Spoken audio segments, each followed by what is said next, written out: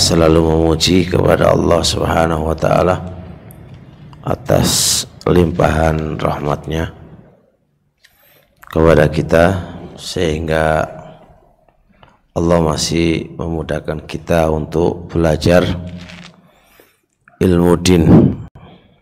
Lebih-lebih pembahasan kita adalah pembahasan seputar sholat, yang mana kita seorang muslim dituntut untuk mempelajarinya karena hadis Malik ibnul Huwairis, kata Rasulullah alaihi salatu wassalam, "Shallu kama ra'aitumuni usolli." Salatlah kalian semuanya sebagaimana engkau melihat aku salat. Ini menuntut kita harus belajar tata cara salat sesuai sunnahnya Rasul alaihi salatu wassalam. Kita lanjutkan insyaallah. Terakhir kemarin kita bahas masalah amin ya, lughatut ta'min, dan seputar amin kayaknya sudah selesai itu. Baik, sekarang kita lanjutkan insyaallah. Selesai membaca amin, tentunya akan ada bacaan surat setelahnya. Setelah baca amin itu ada bacaan surat setelahnya, iya kan? Atau baca apa? Baca surat kan? Baik. Hukum pembahasan kita adalah hukum membaca surat setelah amin. Itu apa hukumnya?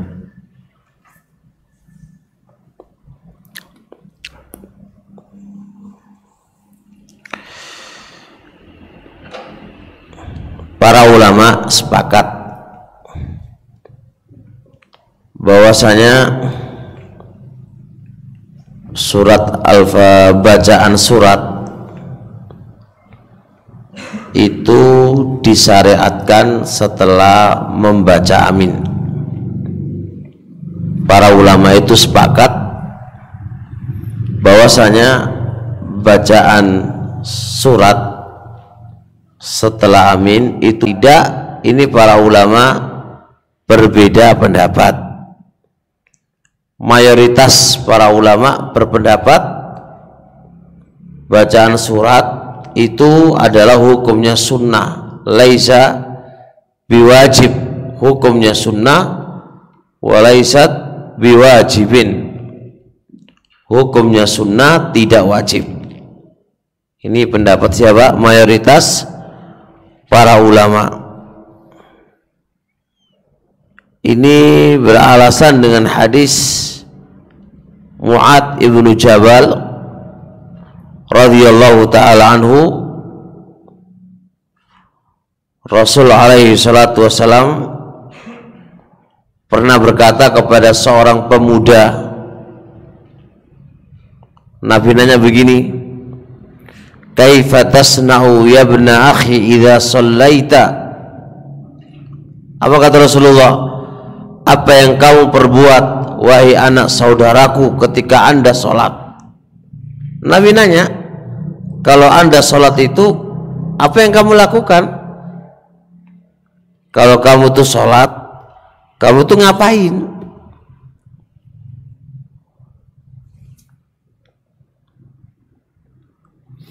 Kemudian si pemuda itu menjawab, "Aqra'u bi Fatihatil Kitabi wa as'alul jannata wa a'udzu bihi minan nar." Kata beliau, ketika aku sholat nanti, aku hanya membaca surat Al-Fatihah tok, dan aku meminta surga dan aku berlindung dari neraka, ikut tok. Apakah dalam hadis tadi si bocah itu, si pemuda itu baca surat? Tidak. Nabi nanya, ketika engkau sholat kamu baca apa? Kata dia, aku kalau sholat baca Fatihah tok. Aku minta surga, aku berlindung dari neraka, cukup. Paham ya? Maka ini menunjukkan apa? Menunjukkan dia itu hanya membaca surat Al-Fatihah tok, tidak membaca surat. Ternyata jawaban si pemuda itu diikrarkan oleh Rasul. Yang namanya ikrar itu kan apa?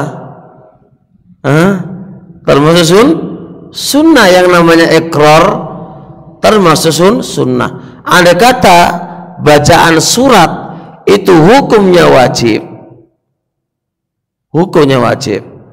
tentu Nabi akan bilang, oh kurang, jangan maca Fatihah toh, maca surat juga.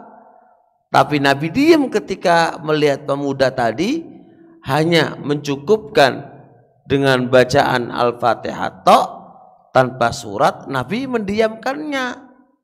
Ini menunjukkan bahwasanya membaca surat itu hukumnya sunnah walaisa biwajib. 6. Dan hadis tadi yang saya sebutkan tadi dikatakan oleh Syekh Al-Albani hadis sahih.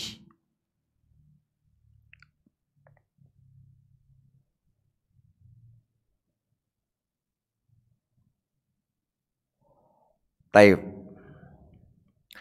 Kemudian alasan yang kedua, di sana ada hadis Abi Hurairah yang diriwayatkan oleh Imam Bukhari Muslim. Kata Abu Hurairah radhiyallahu taala anhu, kata beliau, wa illam tazid ala ummil qur'ani ajza'at wa in zidta fa huwa khairun laka. Kata beliau, wa illam tazid, dan jikalau Anda tidak menambahi ala ummil qur'ani atas surat Fatihah, Anda tidak menambahinya, maknanya Anda tidak menambahi bacaan atas surat Al-Fatihah, maka ajza'at, salat kamu dianggap sah. Wa in zitta, jikalau kamu menambahi, maksudnya nambahi surat atas surat Al-Fatihah, fahuwa khairun laka, maka itu baik untukmu. Ini hadis gamblang banget yang menunjukkan bahwasanya bacaan surat itu tidaklah hukumnya wajib, tapi hanya sunnah. Kok bisa? Dari dua sisi. Kata Rasulullah SAW dalam hadis tadi, jikalau engkau tidak menambahi atas bacaan Fatihah, mananya? Berarti kamu apa baca? Al-Fatihah toh, maka itu sholatmu sah.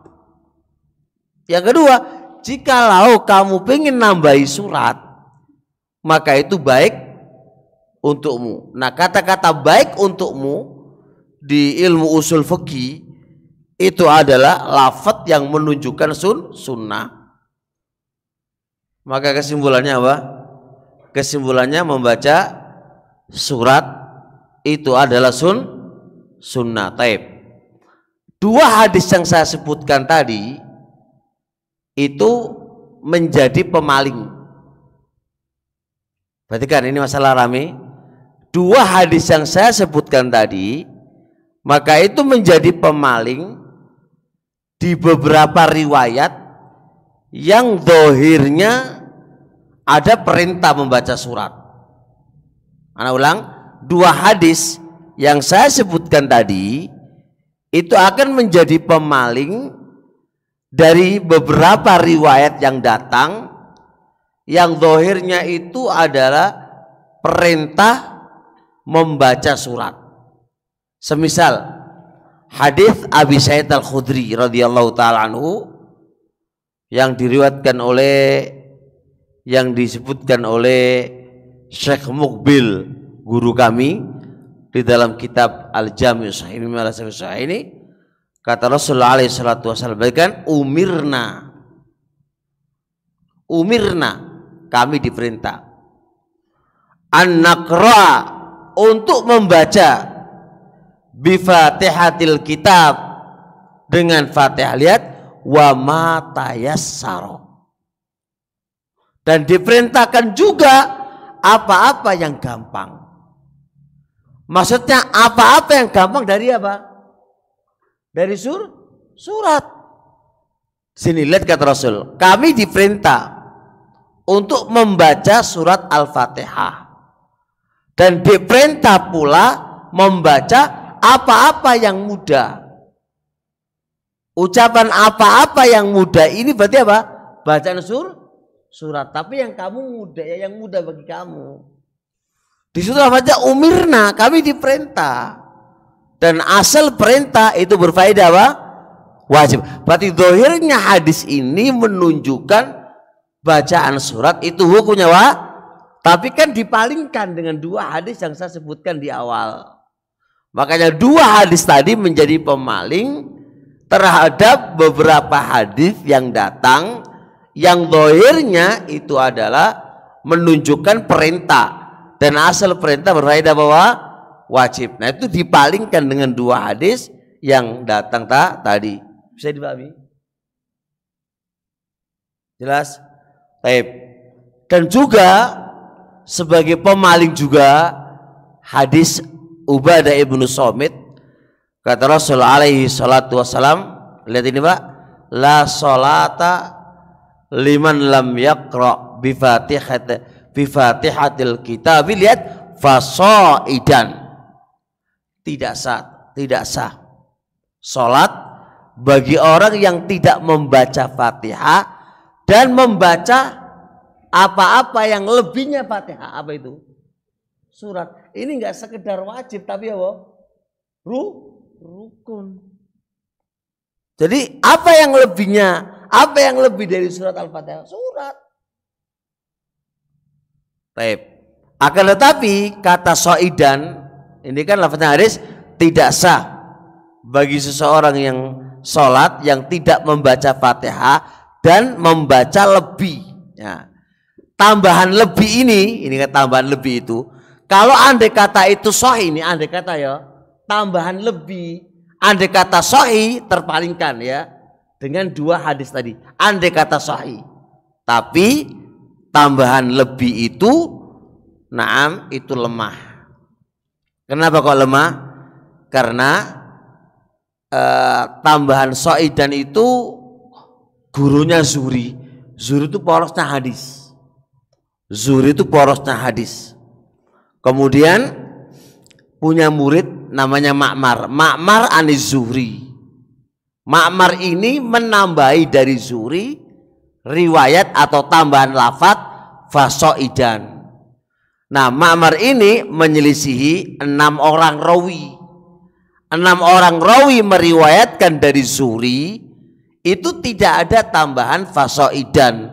Lafadznya hanya la sholata liman lam yaqra bi Fatihatil kitab. Titik di situ. Titik di situ.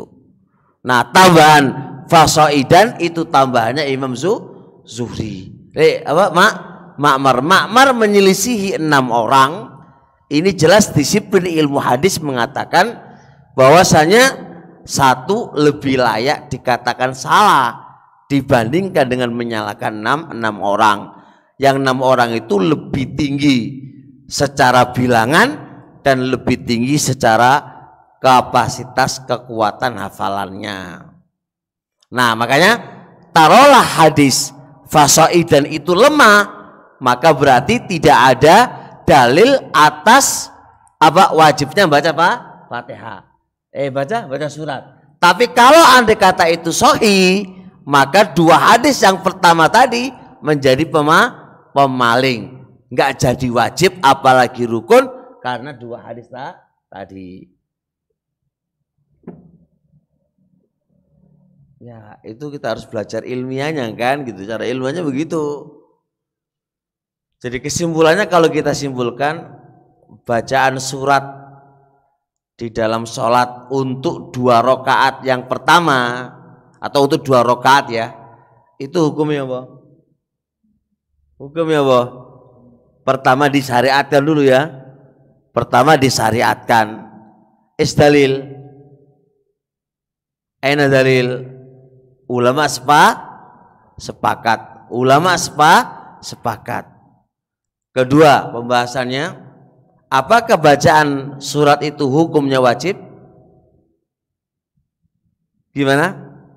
Ada khilaf, ada perbedaan. Apa pendapat mayoritas para ulama? Sunnah dengan dua dalil. Dua dalil ini sebagai pemaling dari beberapa hadis yang dohirnya mewajibkan bacaan surat. Taib. Bisa dipahami soal kesimpulan? Mafhum? Baik.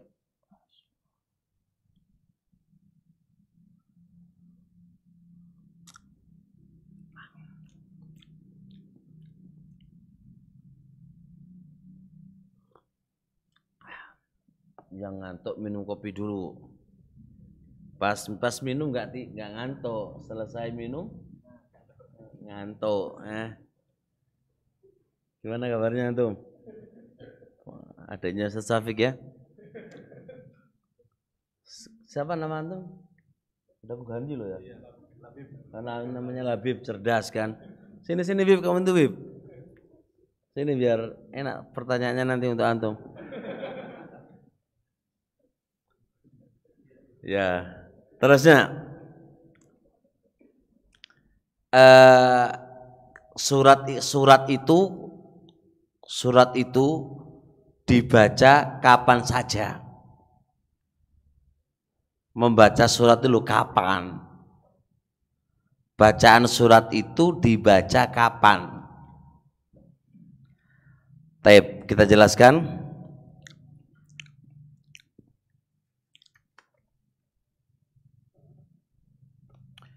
Dibaca, sekarang kita lihat di sholat zuhur dan di sholat asar di dua rakaat ya, di dua rakaat sholat zuhur dan sholat asar, dan di rakaat ketiga dan keempat kadang-kadang. Ana ulang, kalau tanya kapan membaca surat ini kapan kita baca, kita sisir dulu dari sholat zuhur. Di sholat zuhur dan di sholat asar itu kita baca dawam langgeng di dua rakaat yang pertama. Rakaat pertama, rakaat kedua di sholat asar dan zuhur itu kita baca. Dan kadang-kadang kita baca di rakaat ketiga dan di rakaat keempat. Kayaknya antum nggak pernah baca di rakaat ketiga dan keempat deh kayaknya deh. Lihat wajah-wajahnya antum itu. Nggak baca toh? Baca nggak? Oh pernah ya. Tapi pernahnya setahun yang lalu kan ya. Setahun yang lalu sekali ya nih kan.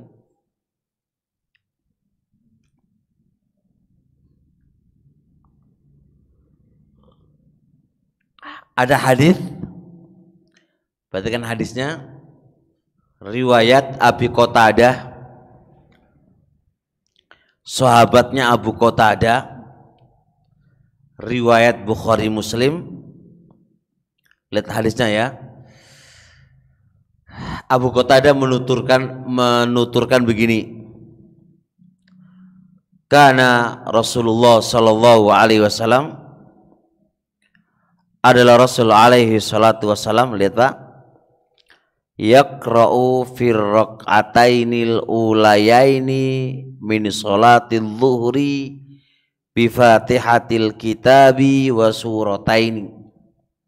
Adalah Rasul alaihi salatu wasallam membaca di dua rakaat yang pertama dari sholat zuhur, membaca apa? Fatihah dan dua surat. Di situ tadi dijelaskan membaca apa tadi? Fatihah dan dua surat. Kapan itu? Di rakaat pertama dan rakaat yang kedua. Dalil di rakaat pertama dari sholat zuhur itu bacaan surat itu ada. Bacaan surat itu ada. Taib, terus kemudian di riwayat Muslim dari sahabat Abi Sa'id Al-Khudri radhiyallahu taala anhu bahwasanya Rasul alaihi salatu wasallam berarti kana yaqra'u fi salatidz zuhri fi raq'atainil ulayaini fi kulli raq'atin qadra salasina ayatan wa fil ukhrayaini qadra khamsata asara ayatan. Bahwasanya Rasul alaihi salatu wasalam kana adalah beliau itu membaca fi sholatiz zuhri di salat zuhur, perhatikan, fi raq'atainil ulayaini di 2 rakaat yang pertama, membaca fi kulli raq'ah di setiap rakaat itu qadra salasina ayatan seukuran 30 ayat. Di rakaat pertama baca berapa? 30 ayat. Rakaat kedua berapa? 30 ayat. Awan dewek macane 3 ayat tok. Kulhu. Kulhu. Kadang-kadang 5 ayat, ya.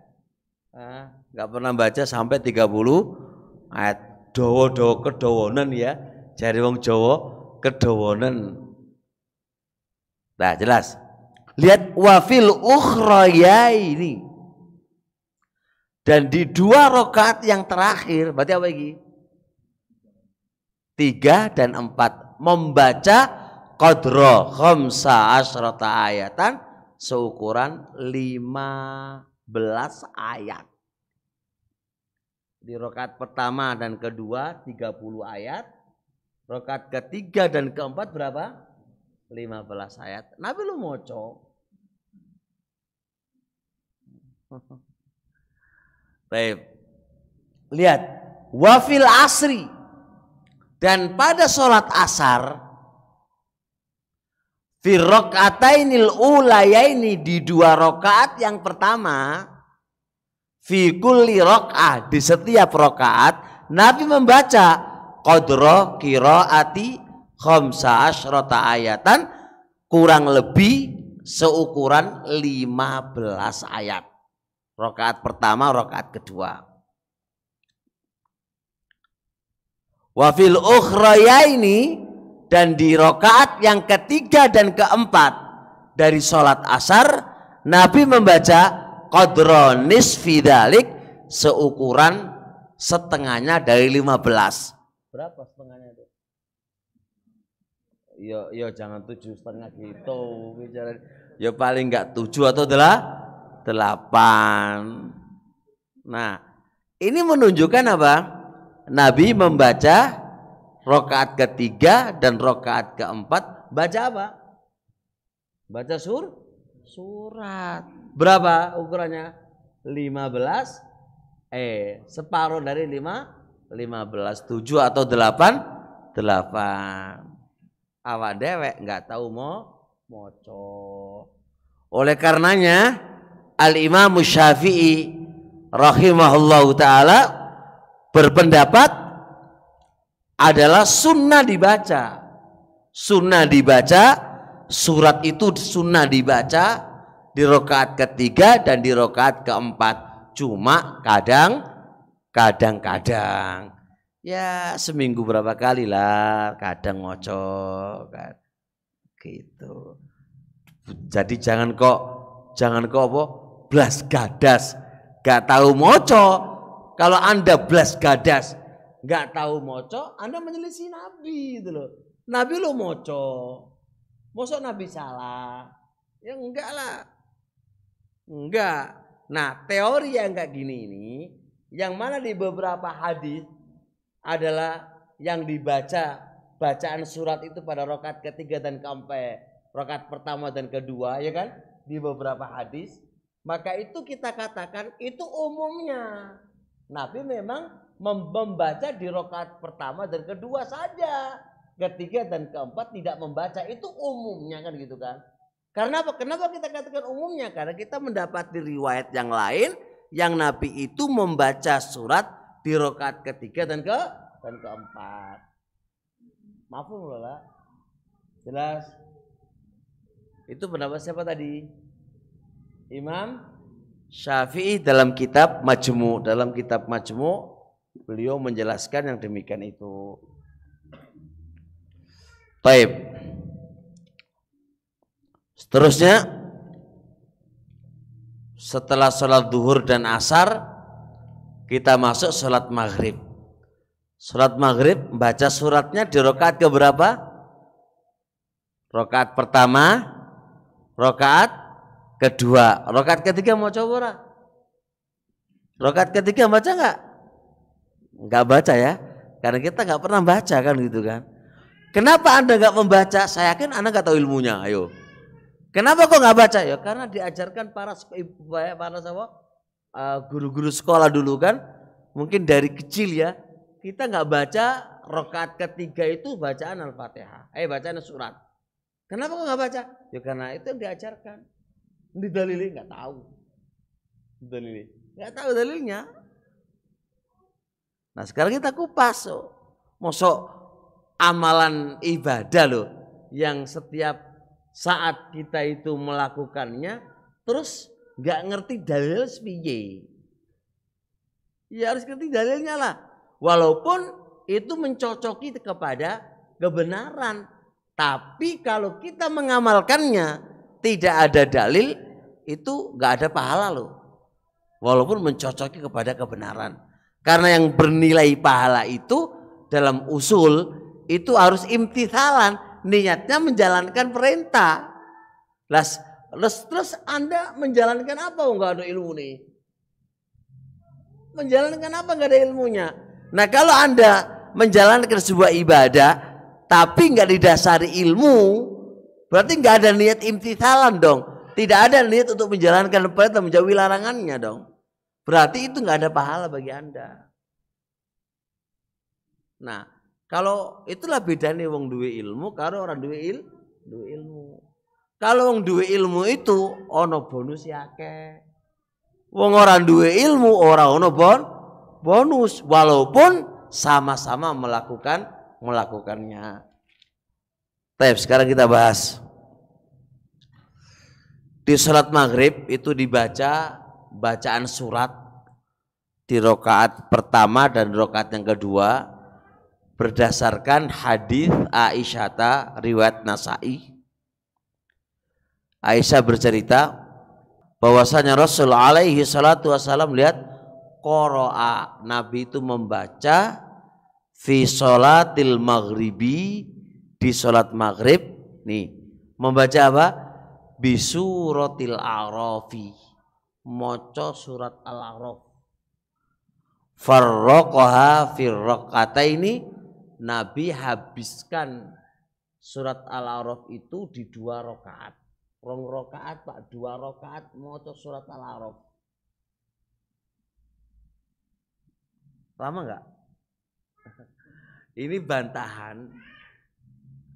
Dan kita ini insya Allah ya kawan, belum banyak tahu waktu-waktu sholat. Yakin saya, gede-gede kayak gini ini, besar-besar kita kayak gini nih, nggak ngerti tentang waktu ini sholat. Zuhur itu kapan, asar itu kapan, ngerti ini imsak jam 3, jam 2 itu bukan waktu ini sholat. Nah coba, berarti kita butuh belajar tentang waktu-waktu sholat. Ya Rabbi, sudah umur 40, 39 ya, umurin dewe-dewe ini ya, tapi nggak ngerti tentang waktu-waktu sholat. Ini lo urgent kan teman-teman. Kita selalu mengandalkan apa? Hisab aja kan. Apalagi lagi rame ini apa? Waktu subuh. Ada yang bilang diundur berapa? 25 menit. Ada yang berapa lagi? 8 menit. Ada yang berapa lagi? Beraneka ragam. Terus antum sebagai penonton, ya kan? Paling tidak kita ngerti waktu subuh itu sebenarnya tuh kapan sih? Menurut Islam tuh kapan? Nah, masalahnya kita nggak belajar kan. Nah, itu loh urgent daripada kita nanti belajar kemana-mana yang itu masih belum urgent lah. Ini kan lebih urgent banget ini kan, gitu loh. Kita harus belajar. Kita kadang-kadang terlalu semangat belajar yang lain yang itu belum dibutuhkan. Gitu. Tapi yang dibutuhkannya malah dilalaikan. Seputar sholat Anda, toharo Anda itu aja itu urgent banget. Masalah sholat aja mungkin belum kita sujud tilawah itu apa, sujud sahwi itu gimana, nggak tahu.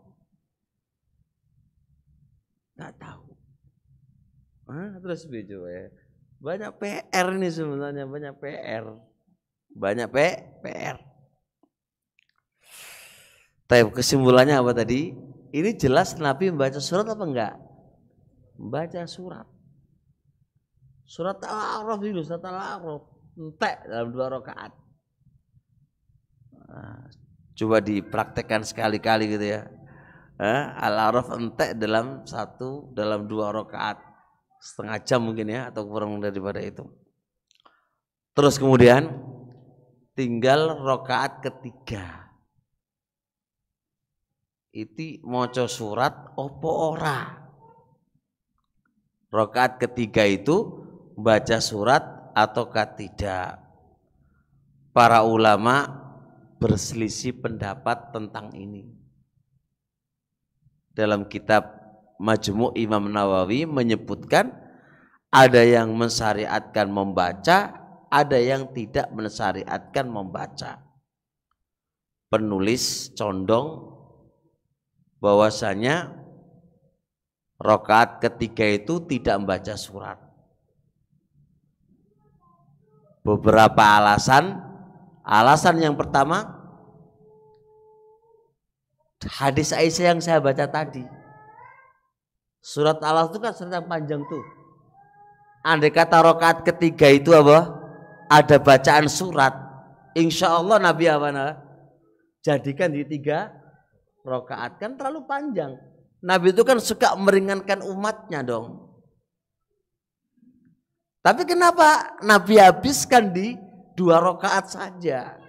Bukankah sholat maghrib itu 3 rakaat? Dan kalau kita letakkan di rakaat yang pertama dan kedua, itu panjang banget. Apalagi maghrib itu di beberapa riwayat-riwayat yang ada, Nabi itu selalu takhfif, macam itu ringan. Ora panjang. Tentunya Nabi itu kalaulah di rakaat ketiga itu moco, maka Nabi akan meletakkan di rakaat ketiga. Yang pertama. Yang kedua, kita pakai kaidah asal. Asal urusan ibadah itu haram apa enggak? Haram. Asal urusan dunia halal atau haram? Halal. Ini urusan ibadah atau urusan dunia? Urusan ibadah. Anda kalau menyatakan itu disunahkan baca surat, harus mendatangkan dalil lah. Dalilnya mana? Dalilnya mana? Belum diketemukan dalil yang menyatakan bahwasanya rakaat ketiga dari sholat maghrib itu disunahkan membaca surat. Gara-gara keterangan dalil ya udah, al-asal adalah diem, hanya baca al-fatihah saja. Al-asal adalah diem, hanya membaca al-fatihah saja.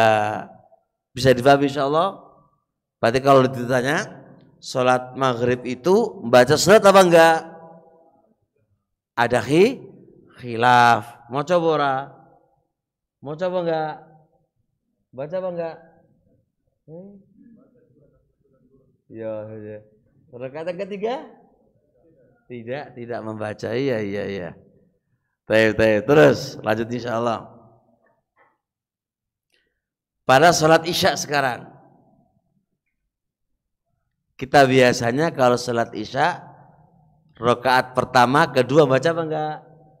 Ketiga dan keempat dia lazani. Taklid ya.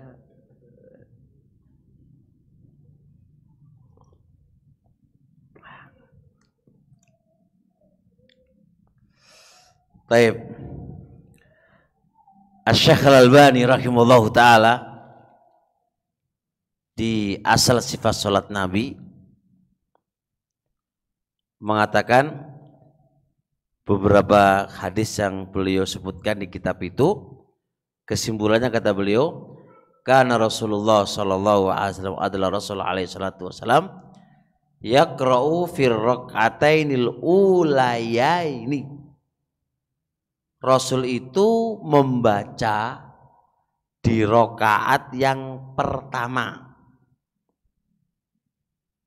di 2 rakaat yang pertama ya, di salat Isya Rasul alaihi salatu wasallam itu membaca surat di 2 rakaat yang pertama, di rakaat pertama kedua. Adapun rakaat yang ketiga dan keempat, para ulama berbeda pendapat tentang masalah ini.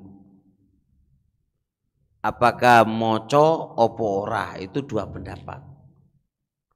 Ada yang berpendapat membaca. Kira-kira apa alasannya? Kira-kira apa alasannya? Dalam masalah ini dia kiaskan pada sholat zuhur dan sholat asar. Zuhur sama asar itu lo ada rakaat ketiga dan keempat baca surat, sama-sama 4 rakaatnya. Maka berarti sholat Isya rakaat ketiga dan keempat ya harus moco. Kenapa? Sama-sama 4 rakaatnya. Pendapat yang kedua tidak disyariatkan. Apa alasannya? Karena nggak ada dalil. Karena nggak ada dalil. Mana yang lebih kuat ya kan? Kias atau nggak ada dalil? Nggak ada dalil ya, lebih kuat ya? Kok bisa? Kok bisa itu lebih kuat? Ya kalau pertimbangan secara kaidah lebih kuat adalah tidak adanya dalil. Sebab kalau segala sesuatu dikiaskan repot nanti jadinya. Karena kalaulah itu disyariatkan, paling tidak Nabi lu moco walaupun sekali gitu kan. Karena sepanjang Nabi hidup, sholatnya kok gak pernah baca gitu loh. Kok pakai kias gitu loh. Bisa jadi ada dong bedanya antara asar sama Isya. Apa bedanya? Kalau Isya rakaat pertama dan kedua jahar, kalau asar maghrib tidak. Jadi jangan dikiaskan dong gitu kan. Memang sama di rakaatnya, tapi ada beberapa gerakan yang itu berbeda. Ada beberapa hal yang menjadi pembeda antara Isya dengan zuhur dan asar. Jadi kesimpulannya tidak dibaca itu lebih afdol. Pendapat yang kuat tidak membaca surat di rakaat yang ketiga dan keempat.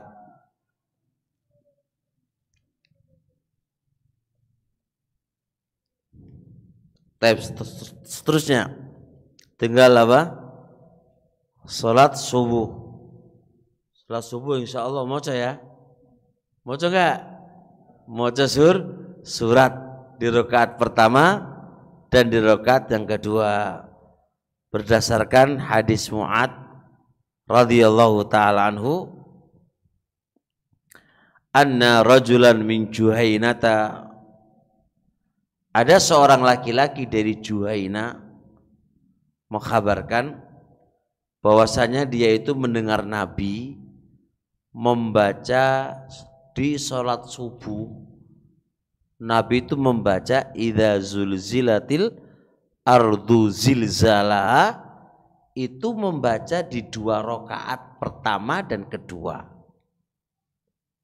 Di rakaat pertama dan kedua Nabi itu membaca apa?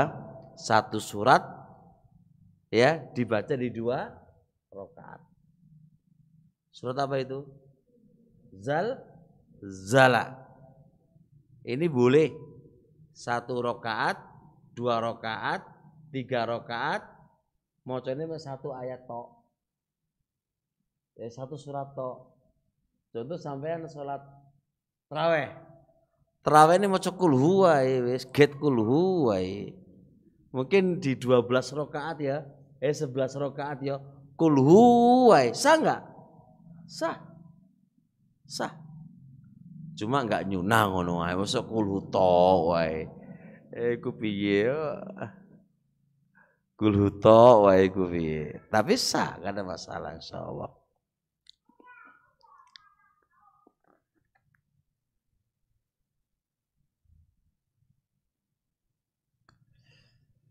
Tab seterusnya.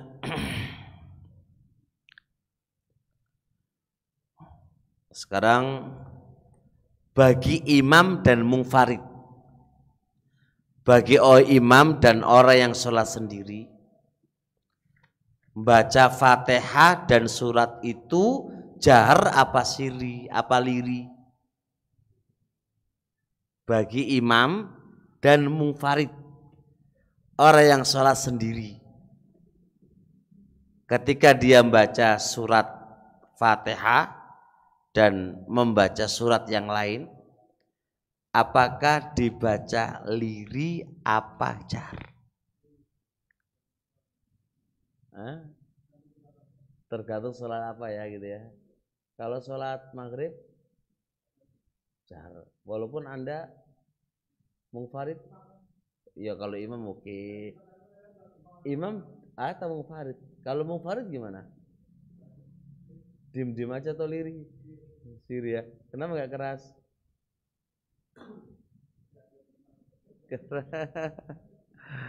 Ya karena jenengan biasanya liri gitu ya. Biasanya liri. Iya biasanya liri. Kalau jenengan salat sendiri subuh liri apa keras? Liri. Kalau jenengan salat sendiri ketika isya keras apa liri? Liri. Kalau jenengan salat sendirian maghrib zuhur sama asar liri apa keras? Liri. Didalili.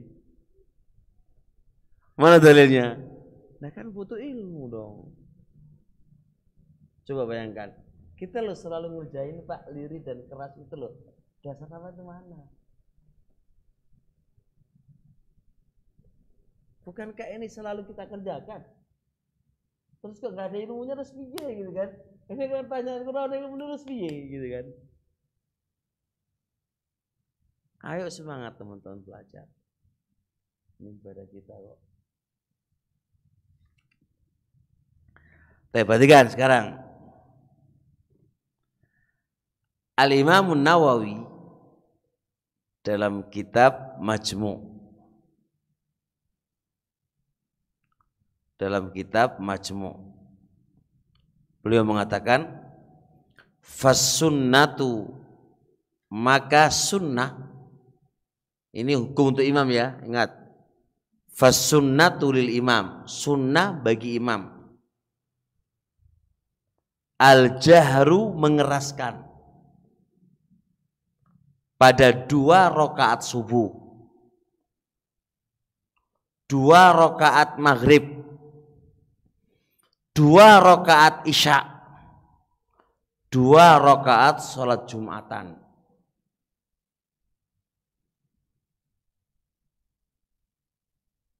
Kemudian israr, lirih di semua rakaat zuhur dan di semua rakaat asar dan di rakaat yang ketiga dari sholat maghrib dan ketiga dan keempat dari sholat isya. Ini semuanya adalah kesepakatan para ulama. Bayangkan Evan, kita baru tahu kan kalau sholat maghrib, kalau sholat zuhur 4 rakaat itu semuanya lirih. Sholat asar 4 rakaat semuanya lirih. 2 rakaat jahar, ya kan? 1 rakaat lirih. 2 rakaat maghrib sama isya, 2 rakaat isya jar, 2 rakaatnya lagi liri, subuh jar. Kita baru ngerti Pak, liri dan jar ini apa dasarnya? Ulama sepakat. Ulama sepakat itu sudah dalil Pak, udah hujah. Siapa yang ngomong kesepakatan? Imam Nawawi dalam kitab Majmu'. Berarti selama ini kita itu lakukan, orang ngerti ilmu nih. Gitu loh. Kenapa maghrib rakaat ketiga? Pernah nggak kita nanya, kenapa kalau maghrib bagi imam kok diem, kok nggak keras? Kenapa sih? Udah keras aja Pak. Kenapa gitu? Kenapa rakaat ketiga dan keempat dari sholat isya? Kenapa kok nggak dikeraskan juga? Kenapa kok liri? Liri, ada jarak dari liri. Kenapa sih gitu kan? Pernah nggak nanya pernah nggak terbesit di benak antum?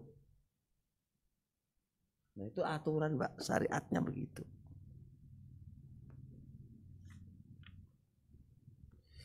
Jelas ya? Taib. Ustadz, itu kan untuk imam. Bagaimana munfarid? Gitu kan? Kata Ibnu Hazm rahimahullah ta'ala dalam kitab Muhalla, wal munfaridu mulhaqun bil imam.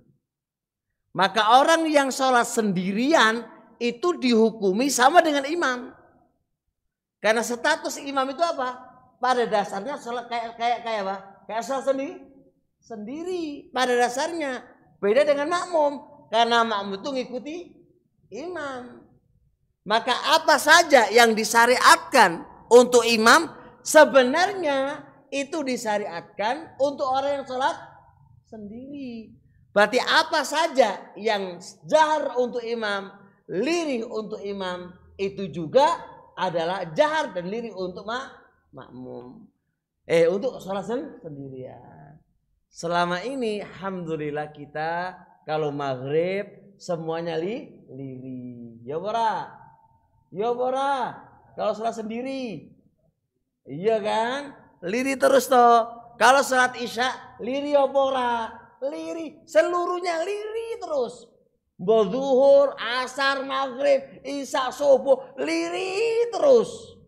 Ya bora. Ngaku apa enggak? Iya, sungkan banget ya gitu kan. Iya gitu loh kan. Terus batal nggak batal Pak? Enggak kan ini gue sunnah gitu kan. Memang sunnah kan nggak batal. Iya apa nggak batal. Tapi berapa banyak pahala sunnah ini lepas dari diri kita gitu loh. Yang kedua, kita berarti ngamalkan di atas kebodohan selama ini. Itu yang tercela. Masa selama ini gede-gede kayak gini ini kita mengamalkan dengan di atas kebodohan. Hal yang selalu kita lakukan kan gak logis dong.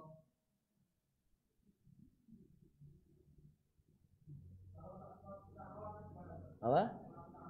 Oh sabar dulu. Sabar.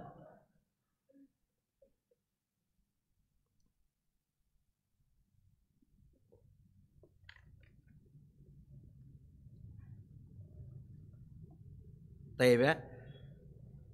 Bisa dilihat dalam kitab Fathul Bari, Mughni, dan juga bisa kita dalam kitab Bada'is Suna'i.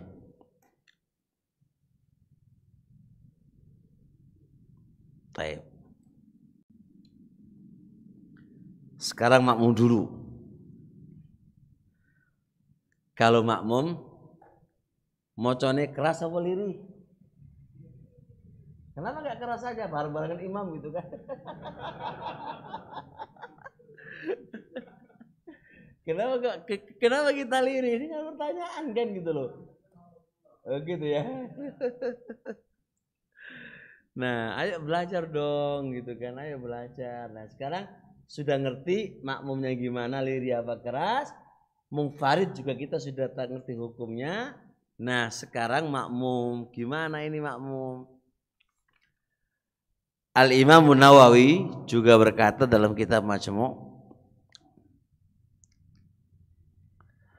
fala khilafa, tidak ada perbedaan, annal ma'muma, bahwasanya makmum, lihat ini Pak, la yushra'u, tidak disyariatkan,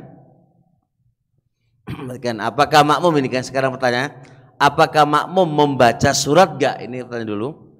Apakah makmum membaca surat enggak pada sholat jahriyah? Apakah makmum membaca enggak membaca surat enggak pada sholat jahriyah? Ini dulu yang dibahas. Makmum apakah membaca surat enggak pada sholat jahriyah? Al-Imam Nawawi mengatakan fala khilafa, tidak ada perbedaan, annal ma'muma, bahwasanya makmum la yushra'u, enggak disyariatkan, lahu, bagi makmum, qira'atus surati fil jahriyah, membaca surat pada sholat jahriyah, dengan syarat idza sami'a qira'atal imami, kalau dia mendengar bacaan imam. Sekarang makmum nih, sekarang makmum kita bahas dulu baca.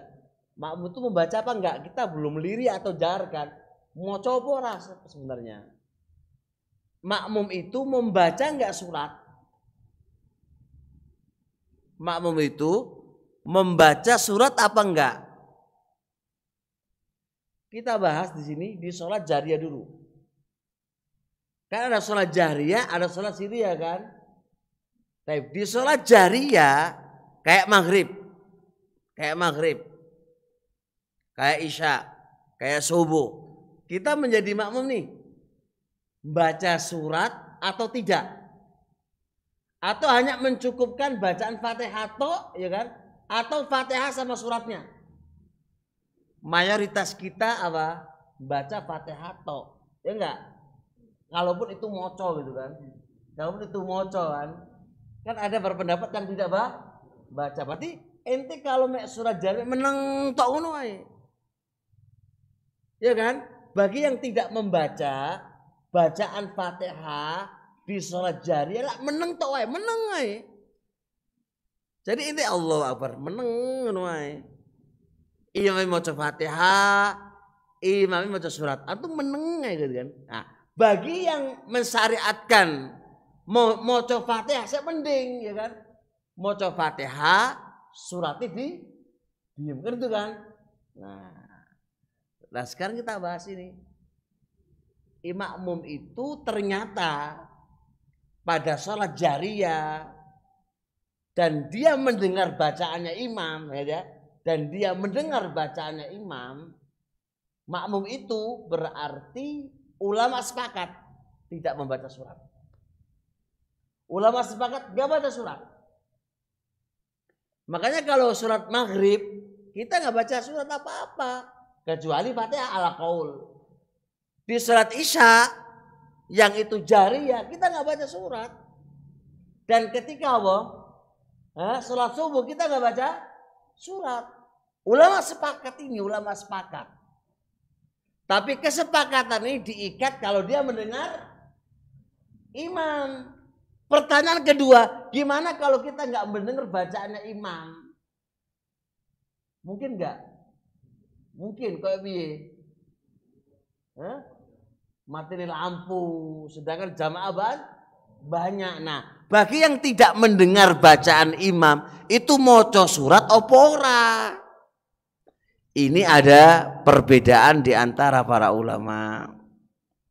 Yang paling kuat tidak membaca. Walaupun dia nggak mendengar bacaan imam. Walaupun dia tidak mendengar bacaan imam, yang paling kuat tidak membaca. Karena alasannya apa? Hadis Abi Hurairah radhiyallahu taala anhu,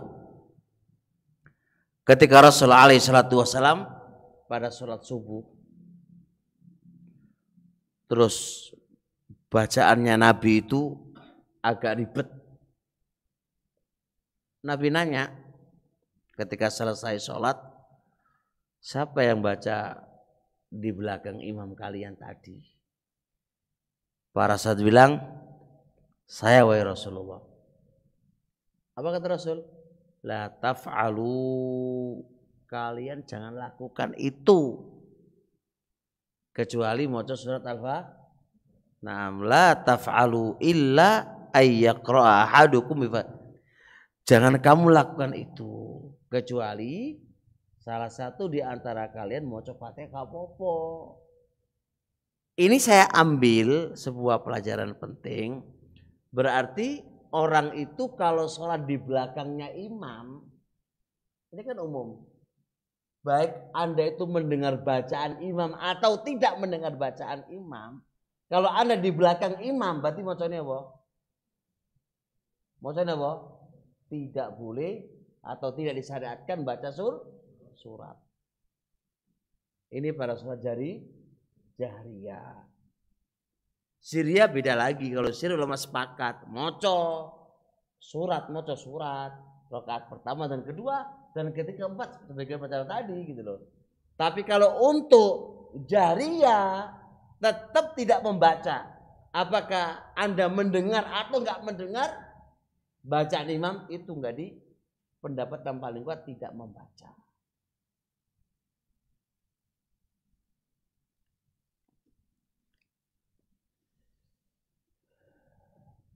Jelas insyaallah? Bisa dipahami enggak? Baik, terusnya. Apakah makmum membaca surat pada sholat sirriyah, membacanya sirron? Langsung kamu jadi satu. Apakah makmum membaca surat pada sholat sirriyah? Dan apakah membacanya pun kalau itu membaca, apakah membacanya sirron, siriri atau keras? Ya jawabannya insya Allah kau jawab ya. Tapi ilmu apa enggak itu? Kalau sholat zuhur, moco enggak surat? Moco. Liri apa keras? Ada dalil enggak? Nah itu yang ditanyakan kan. Itu yang ditanyakan gitu loh. Memang orang moco, memang moco di rakaat pertama dan kedua. Moco ini keras apa liri? Liri Ustaz. Pertanyaannya, ono enggak ilmu tentang itu? Ada enggak gitu loh. Baik, kita baca sekarang.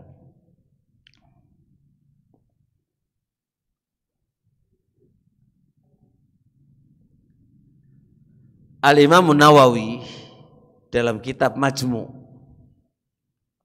beliau mengatakan, lihat, wa ajma'atil ummatu, umat telah sepakat, ala annal ma'muma, bahwasanya makmum, yusannu, disunahkan, lahul israru, melirikan, jadi disunahkan bagi makmum melirikan bacaan apa? Bacaan sholatnya itu dilirikan. Wa yukrahu lahul jahru, dan dimakruhkan bagi makmum menjaharkan bacaannya. Sunai di lirik kawati. Moco nggak surat? Moco. Paham ya? Liri apa keras? Liri. Gimana kalau dijaharkan? Makruh. Sawaun sami'a qiraatal imami amla, sama saja. Apakah dia mendengar bacaannya imam atau enggak mendengar bacaan imam, itu liri. Bagi makmum liri. Tapi enggak seputar itu. Ibnu Hazm lebih galak lagi. Ibnu Hazm kalau makmum sampai menjaharkan bacaannya, batal. Ini Ibnu Hazm ini. Sampai kalau dia menjaharkan bacaannya, batal. Menurut Ibnu Hazm. Tidak sekedar aja makruh, Pak. Batal. Batal. Tapi yang kuat tidak batal. Hanya sekedar makruh, dibenci aja.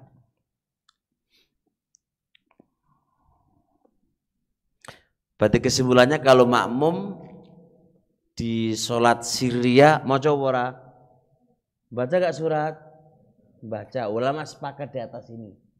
Liri apa keras? liri.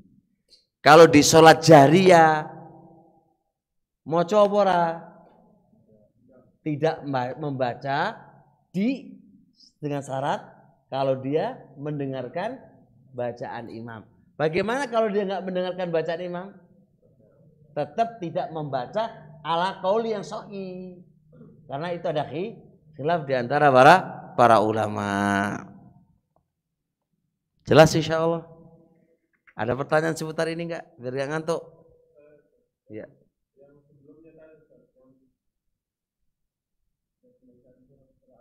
Kalau misalnya terlambat, dia masuk, katakanlah dia masuknya di rakaat ketiga. Ketika dia mengikuti, dia cuma bisa rakaat satu doang, dia cuma baca Al-Fatihah saja. Dan bisa kajian membaca surah di rakaat ketiga. Pertanyaannya adalah sekarang begini, biar deal. Ini dealkan dulu ini, ada dealkan dulu, ada dealan dulu ini kayak bisnis saja gitu ya. Sekarang imam rokaat ketiga, Anda masbuk. Pertanyaannya, Anda sekarang ini adalah di rokaat pertama atau di rokaat yang ketiga? Oke. Kalau di rakaat pertama ada nggak syariat Anda membaca surat? Ada. Ada kan? Ketika ada, maka maksimalkan Anda membaca. Karena Anda di rakaat yang pertama, Anda nggak usah lihat imam. Anda berusaha baca Ustaz. Karena imamnya kan nggak membaca, kan cepet Ustaz terus piye? Pertanyaannya adalah ngikuti imam hukumnya apa? Membaca surat hukumnya apa? Tabrakan gimana? Wajib dahulukan kan? Oke. Deal.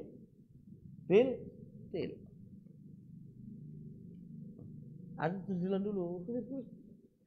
Gimana? Tar, nih lagi kita bahas nih. Nih.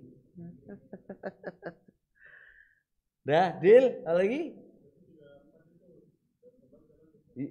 Apa tuh? Seperti yang saya katakan tadi, sama kaidahnya. Itu surat loh ya, Al-Fatihah beda lagi loh ya. Al-Fatihah udah dijelaskan di awal kemarin.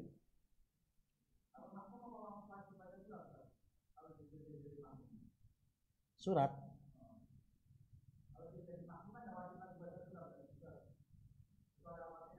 Iya, Fatihah doang kan, suratnya kan orang.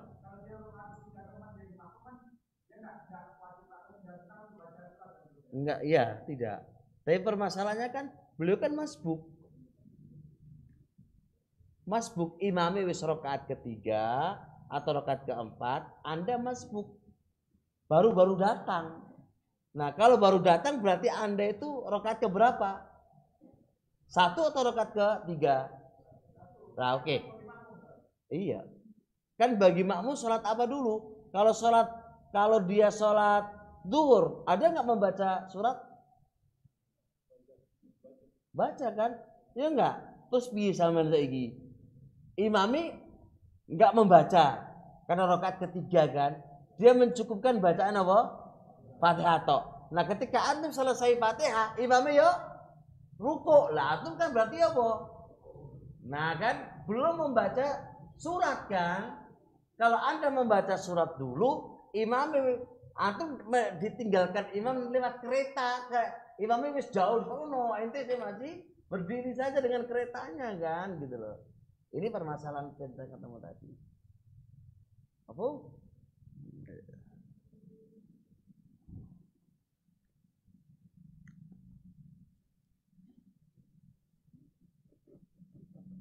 Baik, sekarang selanjutnya gimana ketentuan liri dan ketentuan jar? Ketentuan liri, kapan dikatakan liri dan kapan dikatakan jar, ini gimana ketentuannya? Ketentuan liri, jar ini gimana? Dhobitnya gimana?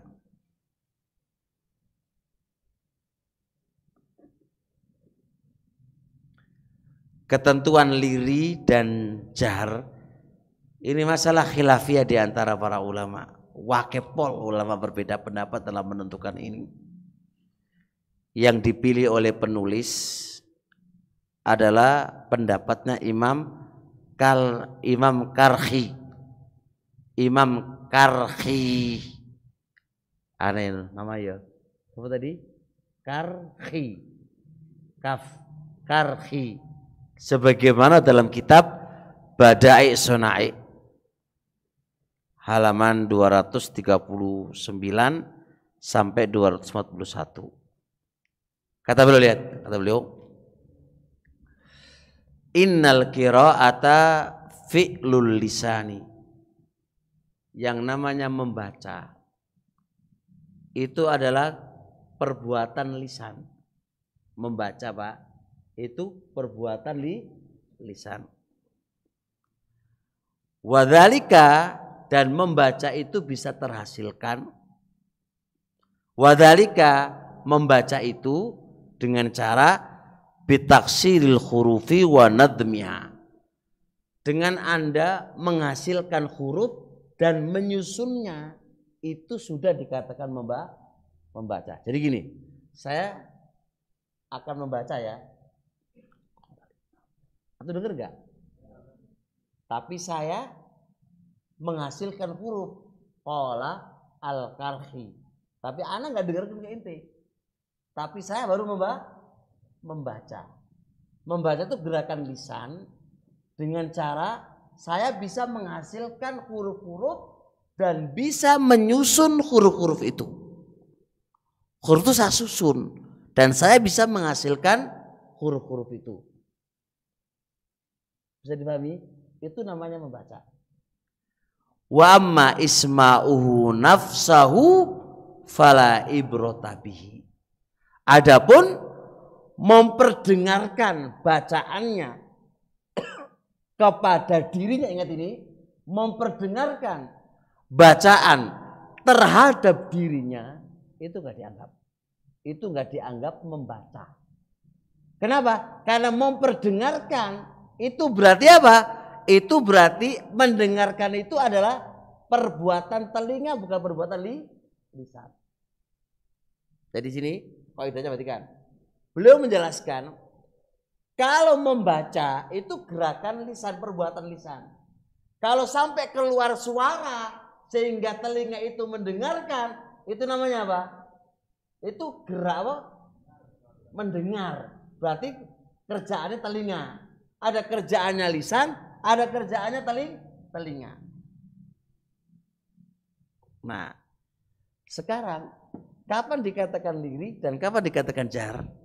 Nah, liri itu nggak ada suara. Berarti membaca tok. Ketika Anda suarakan, telinga mendengar, itu berarti namanya jar. Cuma jar bertingkat-tingkat. Ono jar pol, ono jar sedang, ono jar. Kalau hanya untuk memperdengarkan dirinya, itu berarti jar, tapi jar kecil gitu loh. Paham ya? Hanya cukup dirinya yang mendengar, itu jar. Betul nggak? Kalau yang mendengarkan itu 1000 orang, berarti namanya apa? Jar, tapi jar banter pol gitu loh. Paham ya? Nah, jadi kalau tanya kapan dikatakan liri dan kapan dikatakan apa jar? Kalau liri itu adalah gerakan bacaan tok, itu liri. Mudah. Tapi kalau jar berarti apa? Harus didengarkan ke telinganya dia. Ke telinganya dia. Itu namanya jar. Berarti selama ini kita baca liri apa jar?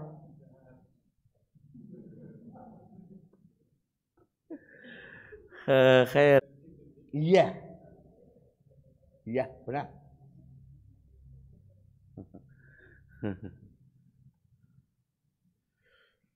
Deal ya, deal. Paham, Pak?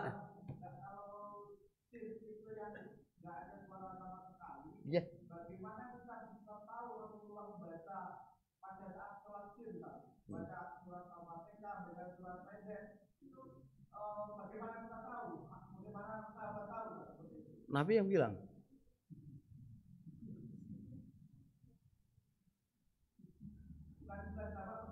Ya enggak no, bicarane kan ngono Nabi liri ya orang enggak Nabi nanya. Makanya buktinya ketika membaca doa istiftah kan, Nabi gerakin apa? Lidah kan. Abu Bakar nanya, "Ya Rasulullah, Rasul mau coba sih kok ada gerak-gerakan mau coba kan?"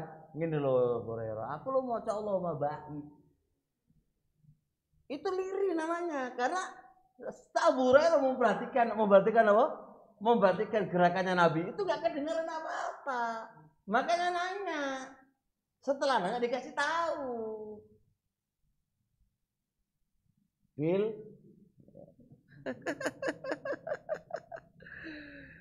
Khair insyaallah. Ya, ginilah.